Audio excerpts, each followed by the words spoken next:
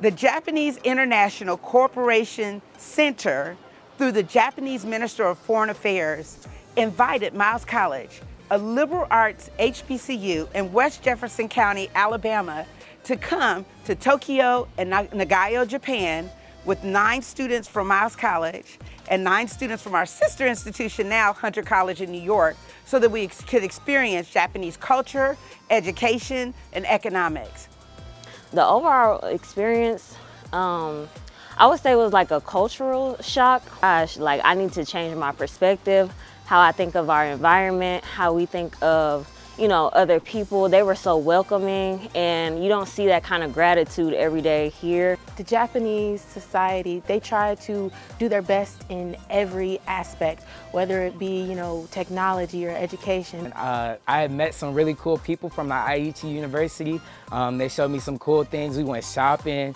We saw some anime. We just did some really cool things. We ate some really good food. I never really had any type of desire to actually visit Japan, so it was an eye-opening experience for me because I was able to, I guess, get engulfed with the culture. My experience through the Kakehashi Project was excellent. It was beautiful, seeing different cultures. I had a lot of fun. Visiting Japan was very, very educational. It was very culture shocking. Honestly, my favorite part was visiting Tokyo Tower. It was an amazing experience, life-changing experience. I've never been anywhere that high up to see overlook the city. Japan has a very sanitized country. It's a very sanitized country. I wish we can implement that here in the United States. I really enjoyed everything that we did, from walking downtown to meeting students at Aichi University to visiting museums. I loved everything about it, and it really made me feel more connected to their culture. That they have structure at the school, well, just not at school, in Japan overall. Each company, like the company that worked with us, JICE, they had us on a very strict schedule from sun up to sundown, from wake-up calls in the hotels. And it was just a very good way to kind of stay on task of everything, how they go through their everyday life, to make sure you get to everything. And I think that's something very important that I need to incorporate with myself. One of the functions of this trip was for our students to get to understand Japanese culture, to maybe want to go back and study there or live there or create intercultural exchanges between the United States and Japan. Well, this was my first time flying ever. I never set foot on the plane. I never traveled internationally, so this was very new to me. I got adjusted as soon as we started to board the plane and everything. I was a little, you know, tense, but seeing how it's kind of similar to America, but it's totally different, it wasn't that hard to adjust to their community and their rules and everything. Considerate of other people's feelings and backgrounds. I noticed that a lot wherever we went. Normally here in America, especially as a young black woman or any young black man, because they also attended, you know, the trip as well. Whenever you walk around, you always have to face like criticisms for other people, but with them, it was totally different. No one stared at you, no one treated you as less than or differently than others, so it was basically like you fit in within the community. I appreciated how much they engaged each other when they spoke.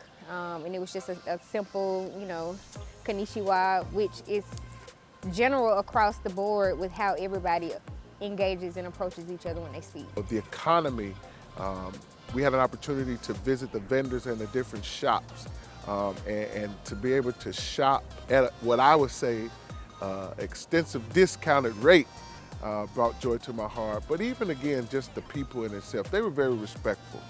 They would love to see our students come back. Anything I can do to facilitate on behalf of this president, these students going back, whether it's the summer, the year, or whatever that their dreams would take them, it's my job to help them get there. We can't spend enough time getting to know these wonderful people. We can't spend enough time understanding their dreams, understanding what matters to them.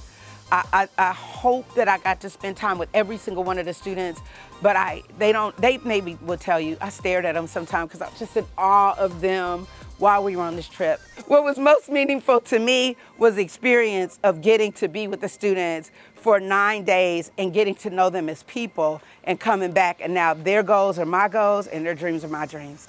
It was a once-in-a-lifetime experience that a lot of kids, especially from smaller HBCUs, don't get the opportunity to experience. So I'm very grateful and honored that my peers and I had the opportunity to be a part of this project. I would just like to say thank you to President Barbara Knight, thank you to Dr. Geraldine Agee, and to the Consul General of Japan for providing this opportunity. I want to say thank you to JICE and the Ministry of Foreign Affairs. These are the partnerships and the opportunities that we bring to Miles, and I hope and look forward to us doing it again in another country, in another continent. And again, just thank you. Thank you, Dean Parker.